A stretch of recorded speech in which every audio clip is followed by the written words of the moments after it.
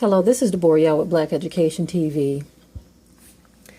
Now, another very interesting story has been released, and it's talking about an extremely rare, deadly infection that has claimed the life of one person and left another person as a quadruple amputee after the infection. Now, both cases are in Wisconsin, so it makes you wonder what is going on in Wisconsin.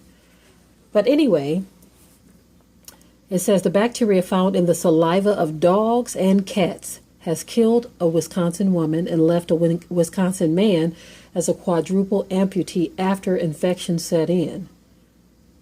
So, when you see images and videos of people kissing their animals and letting them drink from their glass and eat from their ice cream, again, like I said in a previous video, La La Land is officially closed. Now, a lot of people don't do that kind of stuff. I know, to me, it's gross to even see other people do it, but it's time out for those kinds of things.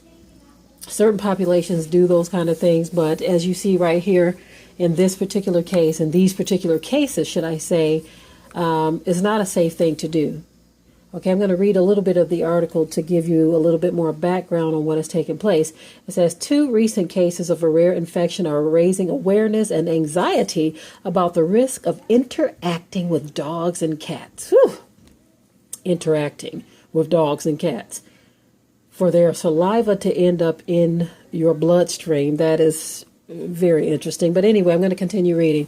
It says Sharon Larson and South Milwaukee died on June 23rd at age 58 after her dog nipped her hand. So in her case, it had something to do with the dog nipping at her. So this wasn't a case of someone kissing their animal or sharing their food with their animal or their drink, in which you do see a lot of cases like that. But in her case, the animal nipped her. So that is, again, something to be very careful of.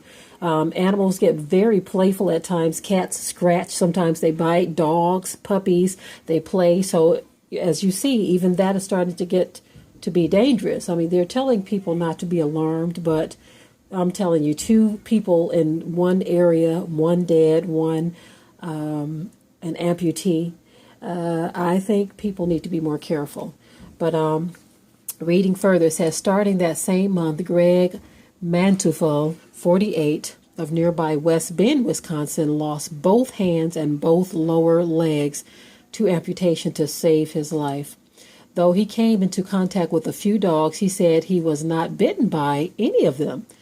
In both patients' blood, doctors found the bacteria Capnoctophaga. I'm not going to even try to pronounce this, but it's CC. Okay, I'll put the link to the article. Okay, it is a relatively common bacteria in dogs and cats. It's harmless to them, but it can sicken humans.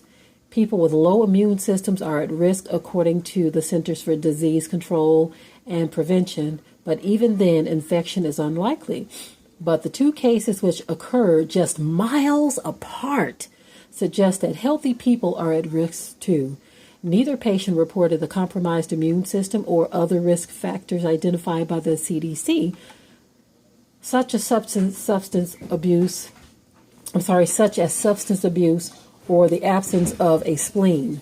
It's extremely rare, Dr. William Schaffner, a professor of infectious diseases at Vanderbilt University Medical Center in Nashville, Tennessee, told NBC News on Friday, "We don't know why some people get very ill from it and some don't.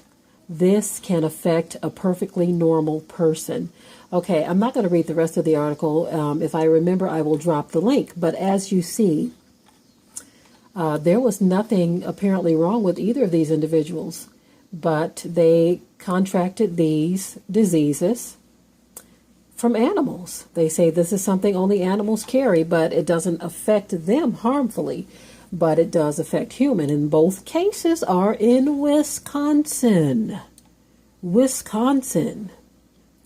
So, again, something to take note of. Be very careful with dog bites, dog saliva, cat scratches, cat saliva, all kinds of things. Because I do know, even though a cat scratch isn't the saliva, you can still get cat scratch fever and just a number of different things. a little bit more in the article I'm looking where it says her kidneys were failing and she was complaining of stomach and leg pains. I don't want to read anymore. It's really too sad to even fathom that something so simple can take a person out so quickly. Looking at the video, the husband was crying, and then you see they said she experienced a little nip from the dog one day, and then 2 days later she was dead. So you see how quickly devastation can take hold of a family. Unexpected. This wasn't a long, drawn-out sickness of any kind. It wasn't something that they were expecting. It was something that just came out of the blue. Last week, everything was probably fine prior to that time or that day.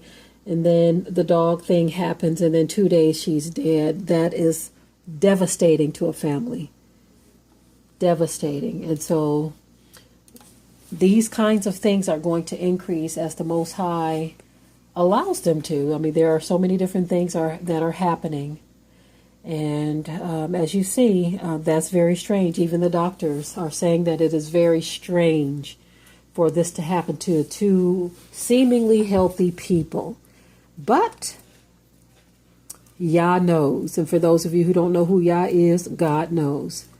We have to remember that this is the time of judgment. He's doing a lot of judgments throughout the land.